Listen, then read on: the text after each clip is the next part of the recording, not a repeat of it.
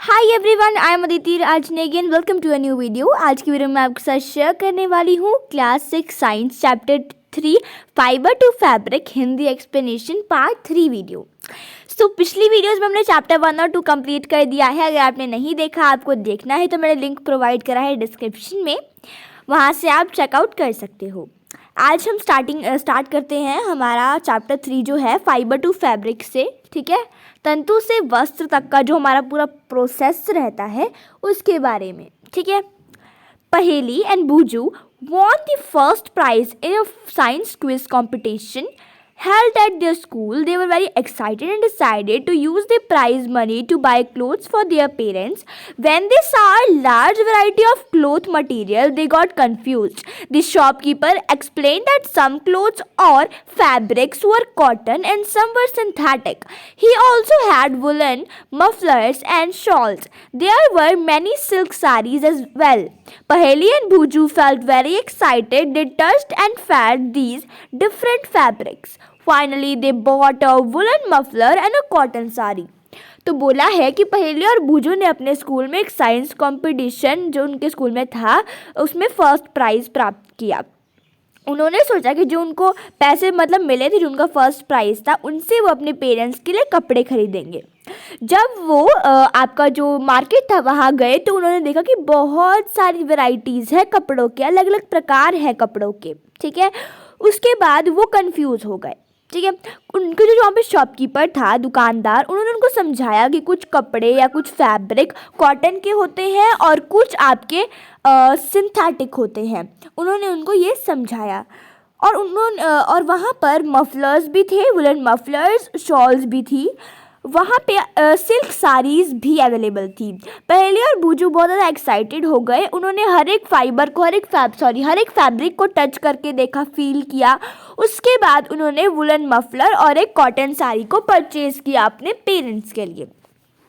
After their visit to the clothes shop, Paheli and Bhuju began to notice various fabrics in the surroundings. They found that the bed sheets, blankets, curtains, tablecloths, towel and duster were made from different kind of fabric. Even their school bag and the gunny bags were made from some kind of fabric. They tried to identify these fabrics as cotton, wool, silk or synthetic. Can you also identify some fabrics, okay. तो आपको बोला है उसके बाद कपड़े की दुकान के बाद पहेली और बूजू ने आसपास देखा तो वहाँ पे अलग अलग प्रकार के कपड़े उन्होंने देखे, वस्त्र देखे। उन्होंने देखा कि बेड शीट जो आपकी बिस्तर पर बिछाते हैं, जैसे बेड शीट, कंबल, पर्दे और जो आपका टेबल क्लॉथ होते हैं, तौलिया वगैरह वगैरह जो भी होता है, डस्टर वगैरह, वो सब अलग अलग प्रकार के कपड़ों से बने थे।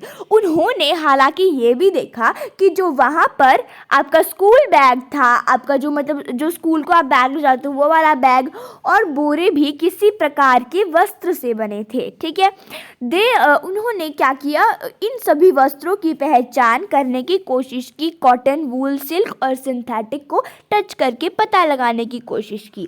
क्या आप भी किसी वस्त्रों की, किसी फैब्रिक को छूकर उसकी पहचान कर सकते हो, देखकर पहचान कर सकते हो? फिर है 3.1 वैरायटी इन फैब्रिक्स। तो बहुत सारी वैरायटी है फैब्रिक्स में। तो एक्टिविटी 1 देखते हैं।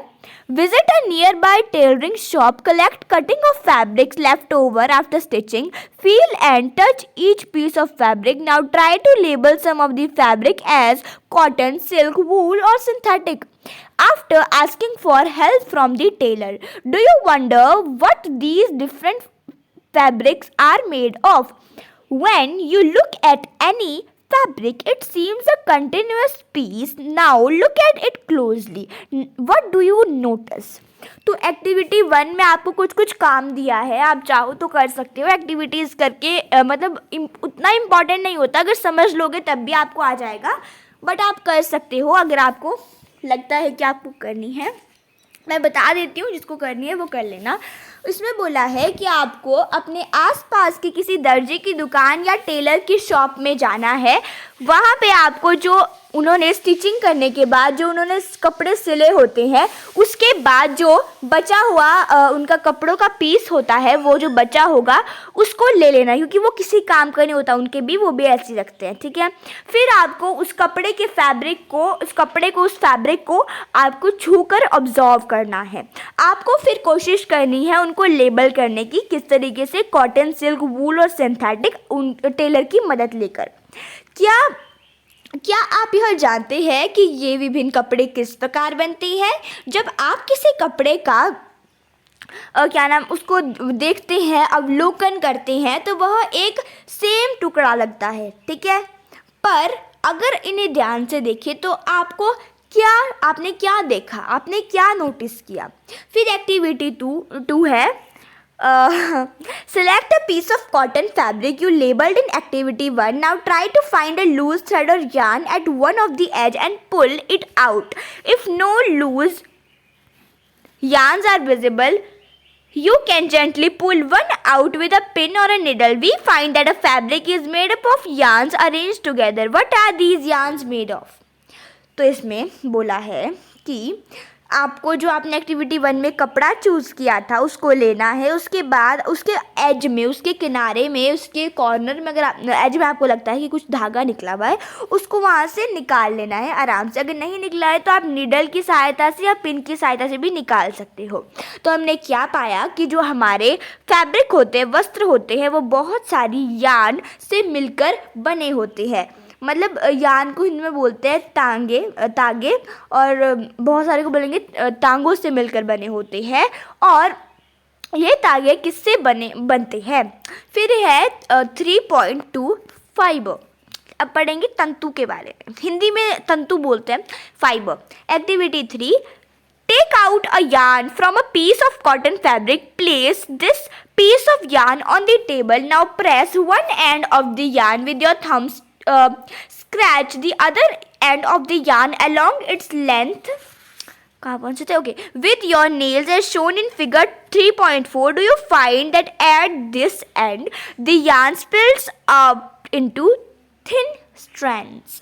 किसी भी कपड़े को मतलब किसी भी कॉटन का फैब्रिक को लेना है, उसके बाद place this piece of yarn on the table. इसको जो आपको क्या करना है, किसी सूती के कपड़े को लेना है, उससे कोई धागा बाहर निकालना है। इस धागे के टुकड़े को आपको टेबल के ऊपर रखना है। इस धागे के टुकड़े के जो एक सिर है, मतलब उसका जो एक साइड है, उसको अपने अंगूठे से दबाए रखना है, और जो तांगे मतलब यार्न के दूसरे सिर को इसकी लंबाई के अनुदिश चित्र जो आपको दिखाया है 3.4 में दर्शाए अनुसार अपने नाखून से खरोचना है। मैं ध्यान से बताती हूँ, रुको। तुमने ये लिया, तुम आपको मान लो ये आप वेट ओके, पढ़ाते पढ़ाते हमारी स्क्रीन ही डाउन हो गई थी, शट हो गई थी। तो बताती हूँ मैं आपको।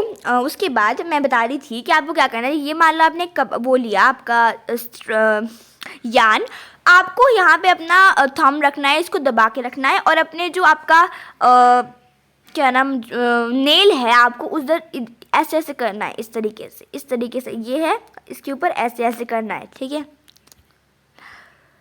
Do you find that at this and, क्या आपने इस सिरे पर क्या आप इस सिरे पे ये देखते हैं कि तागा पतली लड़ियों में विखंडित हो गया है, कि जो आपका यार्न है वो पतली पतली उसमें से वो निकल गई हैं, या फिर वो पतली पतली उसमें से आपके जो धागे हैं वो निकल गए हैं, ठीक है। स्ट्रैंड्स यहाँ पे दिखाया है 3.4, 3.5. You might have observed something similar when you try to thread a needle. Many a time the end of the thread is separated into a few thin strands. This makes it difficult to pass the thread through the eye of the needle. The thin strand of thread that we see are made up of still thinner strands called fibre. सुई में जब हम धागे को पिरोते हैं या डालते हैं, जो प्रयास करते हैं मतलब उसको डालने का, तो आपने ऐसा ही प्रेक्षण किया होगा। कई बार जो आपका यार्न होता है, यार्न का सिरा कुछ पतली लड़ियों में जैसे मतलब वो हो जाता है, विभाजित हो जाता है। ऐसा होने पर उसको सुई में डालना कठिन हो जाता है, और यार्न की ये दिखाई देने वाली पतली लड़ियाँ भी और अधिक पतली लड़ियों में से मिलकर बनती है, जिन्हें तंतु कहते हैं, ठीक है, जिन्हें फाइबर कहते हैं। Fabrics are made up of yarn and yarns are further made up of fibre. Fabric बनते हैं यार्न से और यार्न बनते हैं फाइबर से। Where do these fibres come from? ये फाइबर्स कहाँ से आते हैं? The fibre of some fabric as cotton, jute, silk and wool are obtained from plant and animal. These are called natural fiber. Cotton and jute are example of fibers obtained from plants. Wool and silk fiber are obtained from animal. Wool is obtained from the fleece of sheep or goat. It is also obtained from the hair of rabbit, yak and camels. Silk fiber is drawn from the cocoon of silkworm. क्या बोला है? कुछ वस्त्र सूती क्या बोलते हैं, सूती, जूट, रेशमी तथा ऊनी के तंतु पादपों से तथा जंतुओं से प्राप्त होते हैं। इन्हें प्राकृतिक तंतु कहते हैं, नेचुरल कहते हैं। और रुई और जूट पादपों से प्राप्त होने वाला तंतुओं के उदाहरण है। उसके बाद है wool and silk are obtained. जो आपका वूल और सिल्क होता है वो आपको एनिमल से मिलता है। वूल जो आपकी होती है वो मतलब वूल क्या, ऊन आपको भेड़ और बकरी से मिलती है, जैसे कि नॉर्मल सबको पता है। It is obtained from the, ये किससे मिलती है आपको? ये आपको रैबिट की जो वो होता है हेयर, उससे भी मिलती है, याक से भी मिलती है, कैमल से भी मिलती है। सिल्क फाइबर आपको जो सिल्क वॉर्म के कुकून होते हैं उनसे मिलती है। For thousand of year natural fibre were only the ones available for making fibre.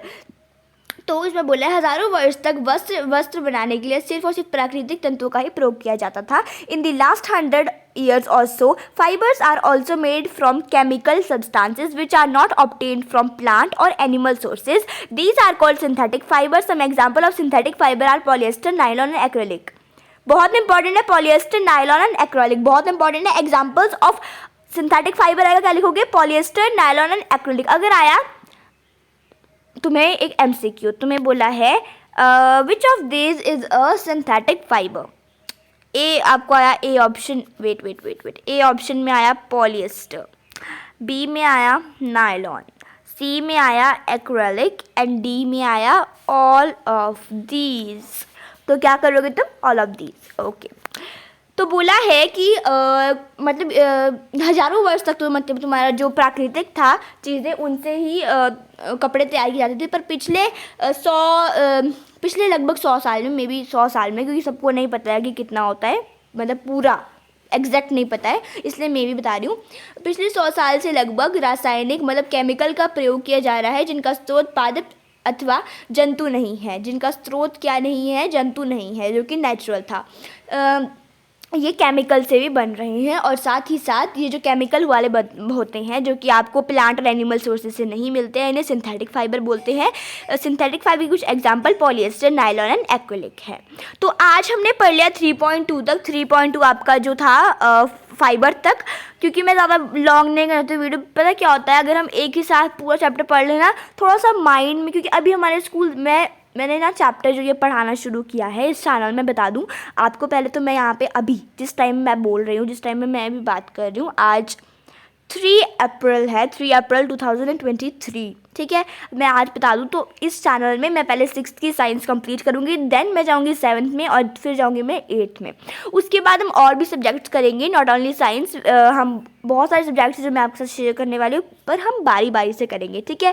Thank you so much everyone for watching. Part 2 जल्दी अपलोड कर दूँगी, और अगर आपको पसंद आए तो मुझे आप सपोर्ट कर सकते हो। सपोर्ट करने के लिए सिर्फ आपको एक लाइक करना है, सब्सक्राइब करना है, एंड अगर आप चाहो तो जो आपको नहीं लगा पता चैप्टर में, जो भी नहीं लगा पता, बेझिझक पूछ सकते हो और अपने दोस्तों के साथ शेयर कर सकते हो। Thank you so much for watching. Bye bye and take care.